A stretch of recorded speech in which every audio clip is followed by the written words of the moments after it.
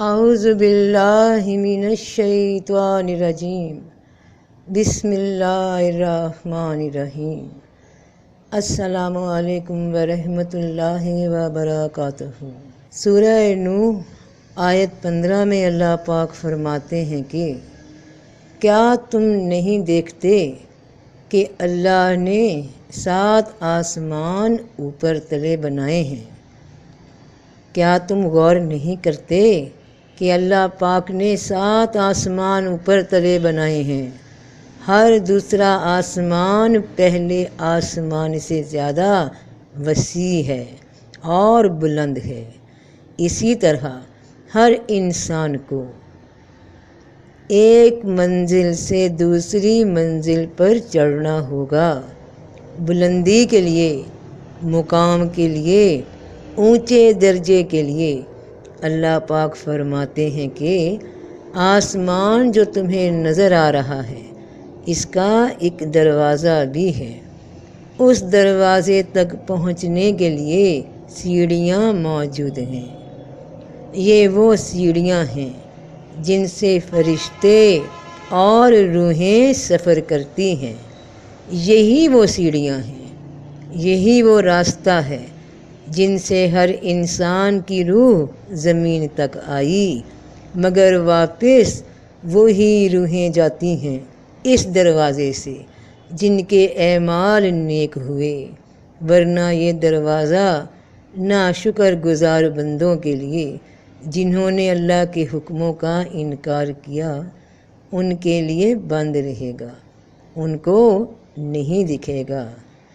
یہ جو آسمان تمہیں نظر آتا ہے نا اپنی آنکھ سے باہر، یہ آسمان حقیقت میں تمہاری آنکھ کے تل میں موجود ہے، اور اس آسمان کا دروازہ تمہارے دل میں موجود ہے۔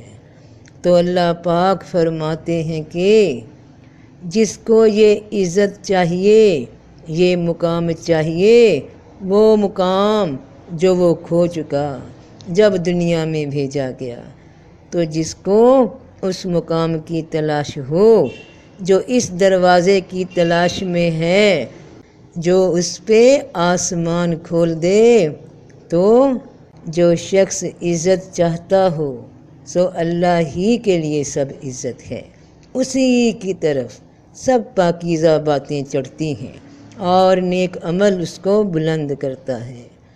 تو انسان کو اس راستے تک، اس دروازے تک پہنچنے کے لیے طبق در طبق، ایک ایک قدم، ایک ایک سیڑھی چڑھنا ہوگا۔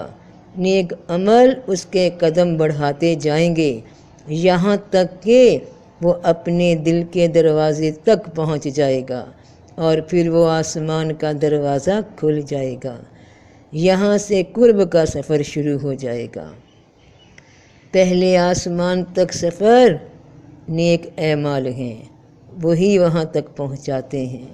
وہاں کا دروازہ کھل گیا تو پھر عروج دوسرے آسمان کی جانب ہوگا، اور آج تک 7ویں آسمان تک جو ہستی پہنچی، جو اس سے بھی آگے سدرۃ المنتہا کراس کر گئی، وہ رسول عربی محمد مصطفیٰ صلی اللہ علیہ وآلہ وسلم کی ذات گرامی ہے۔ سبحان اللہ۔ اللہم صلی علی سیدنا محمد وعلی آل سیدنا محمد وبارک وسلم۔ تو اللہ کی جانب، اس کے قرب کی جانب ان سیڑھیوں پہ سفر شروع کر دو تاکہ اپنا مقام واپس پا سکو، اس کی رضامندی پا سکو۔ کوشش جاری رکھو، مقام طے کرنا اس کا کام ہے۔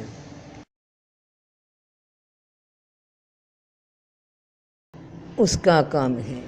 فی امان اللہ۔